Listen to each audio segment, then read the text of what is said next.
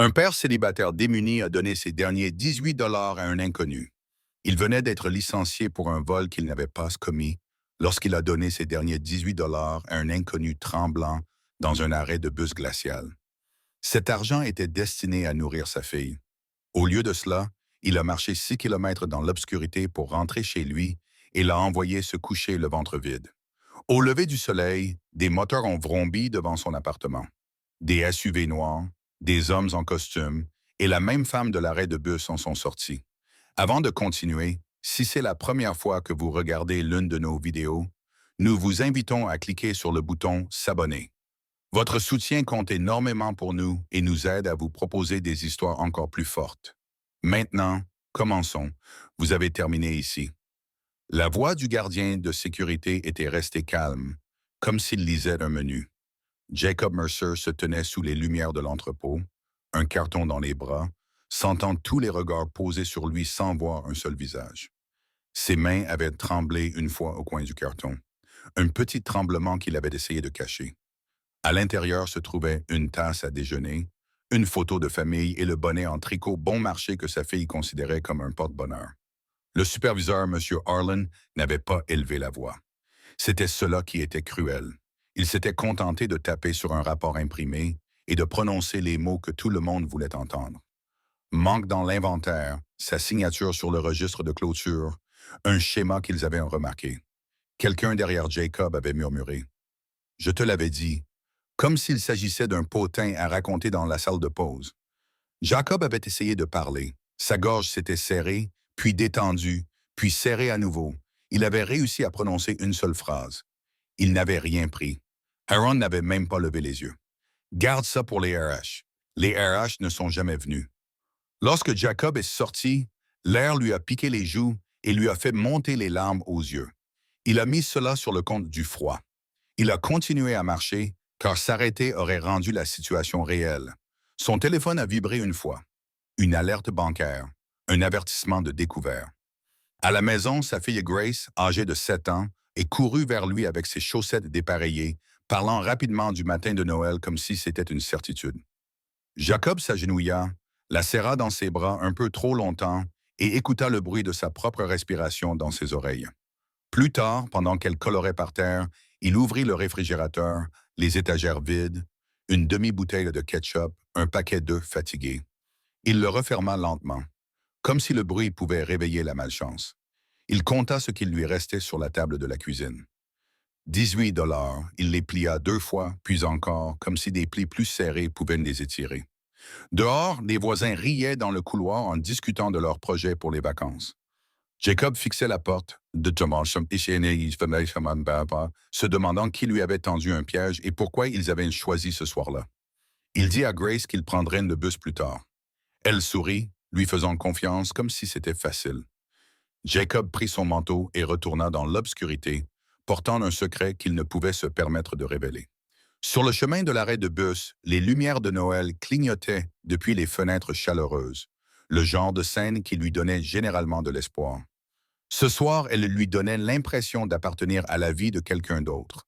Il n'arrêtait pas de toucher sa poche, vérifiant les billets pliés comme une habitude nerveuse. Le refuge se trouvait sous un lampadaire vacillant. Jacob s'affala sur le banc et expira, regardant son souffle s'estomper. Il lissa l'argent dans sa paume et le compta à nouveau.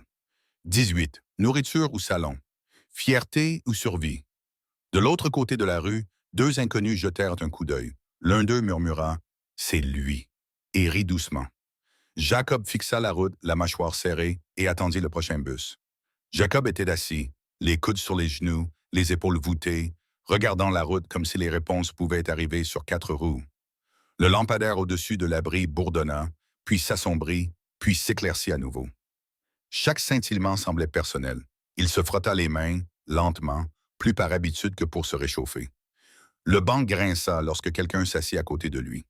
Une femme âgée, vêtue d'un manteau fin, les cheveux attachés en arrière, comme si elle le faisait de la même manière depuis des décennies. Ses mains tremblaient tandis qu'elle vidait son sac à main sur ses genoux. Les pièces se dispersèrent, tintant trop fort dans le silence. Elle s'arrêta, les fixa, puis serra les lèvres. Jacob ne regarda pas tout de suite. Il aperçut son reflet dans la vitre derrière l'abri. Ses épaules étaient repliées vers l'intérieur. Un petit bruit s'échappa de sa gorge.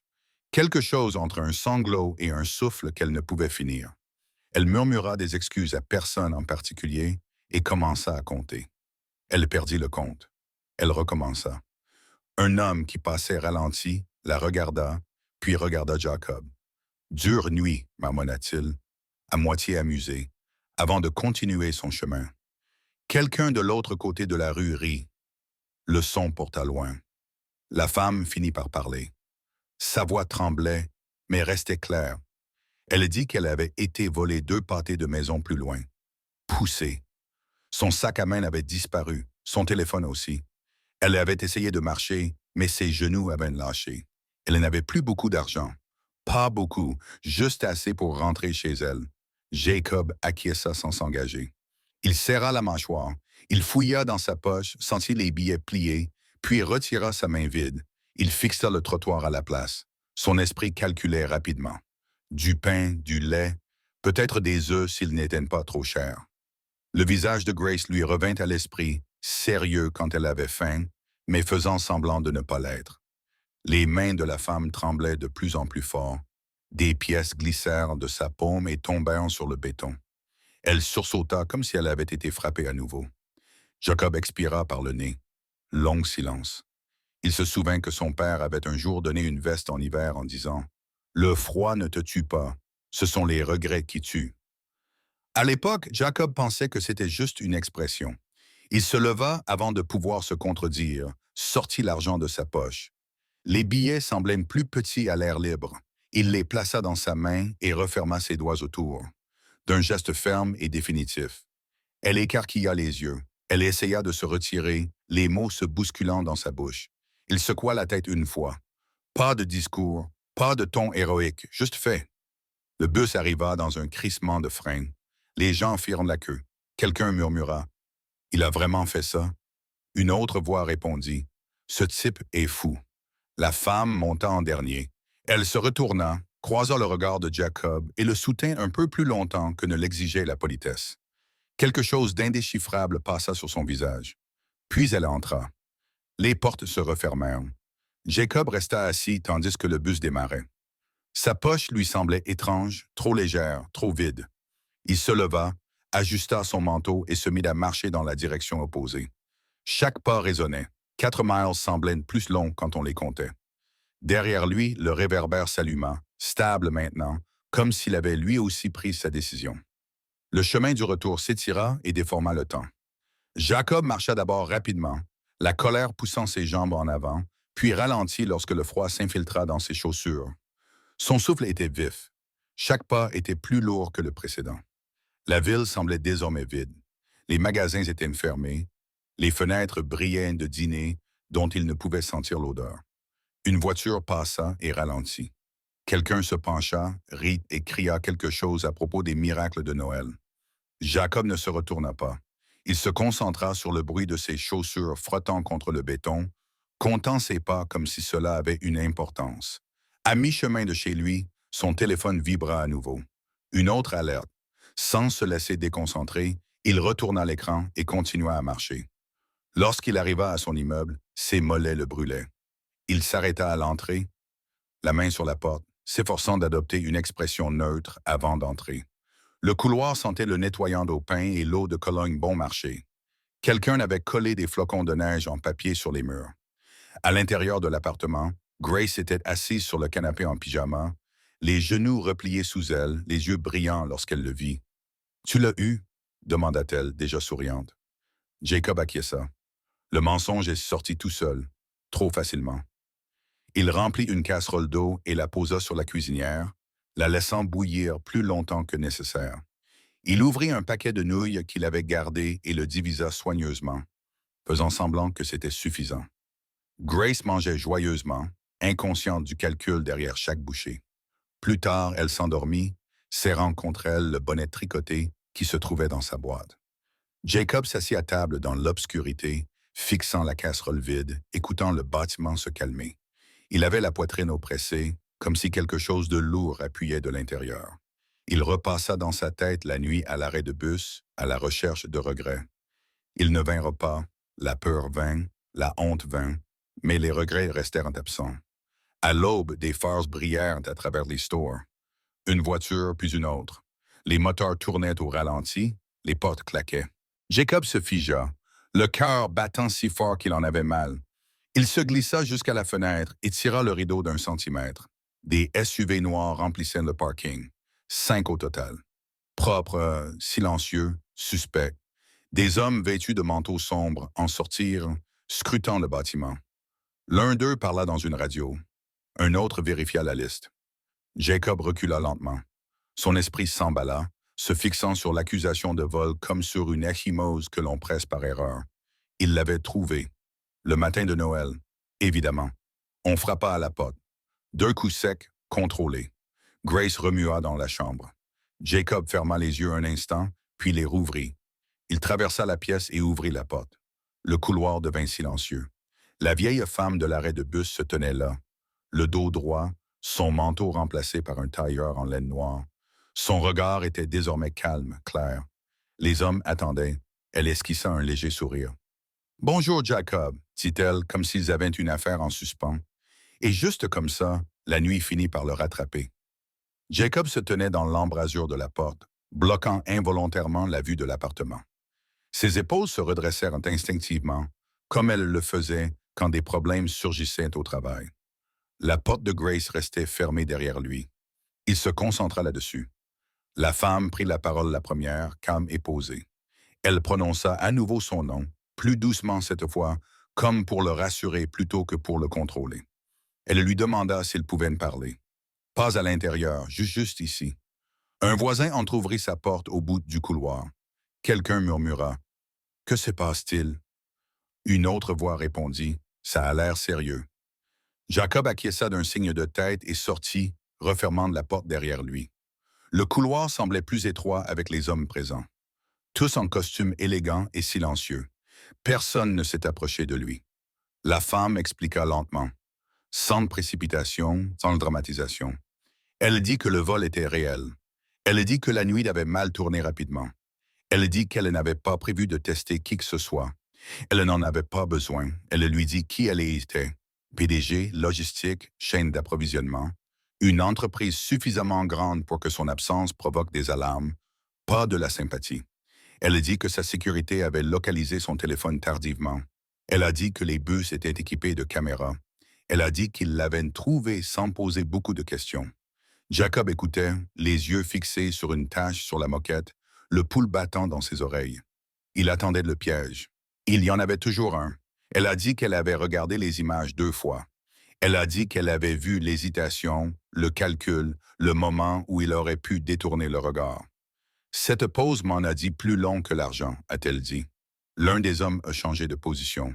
Une radio grésilla, puis se tut. Elle lui dit qu'elle avait besoin de quelqu'un de proche, quelqu'un qui comprenait la perte sans devenir amer, quelqu'un qui ne pouvait pas être acheté à bas prix. Jacob rit une fois, brièvement et brusquement, avant de pouvoir se retenir. « Vous vous trompez de personne », dit-il d'une voix cassée. « Je viens d'être licencié. » Elle plissa légèrement les yeux. De l'intérêt, pas du doute. Elle lui demanda pourquoi. Il lui répondit. Inventaire, signature, accusation, aucune preuve, aucune défense. Elle hocha la tête comme si elle s'y attendait. Elle dit que les entreprises saignent de l'intérieur bien avant que quiconque ne s'en aperçoive. Elle dit que l'intégrité est blâmée lorsque la cupidité se cache bien. Elle lui proposa un travail. Un travail immédiat, rémunéré, légitime, pas de la charité. Jacob secoua la tête trop vite, trop irréel. Il lui demanda ce qu'elle voulait en échange. Elle répondit sans ciller. « La même chose que vous m'avez donnée hier soir. » Le silence s'éternisa. Le flash d'un téléphone portable d'un voisin crépita. Grace ouvrit la porte derrière lui, se frottant les yeux. La femme se retourna, s'adoucit instantanément, s'agenouilla à sa hauteur et se présenta par son prénom seulement. Jacob regarda sa fille sourire à nouveau à une inconnue et sentit quelque chose se détendre dans sa poitrine.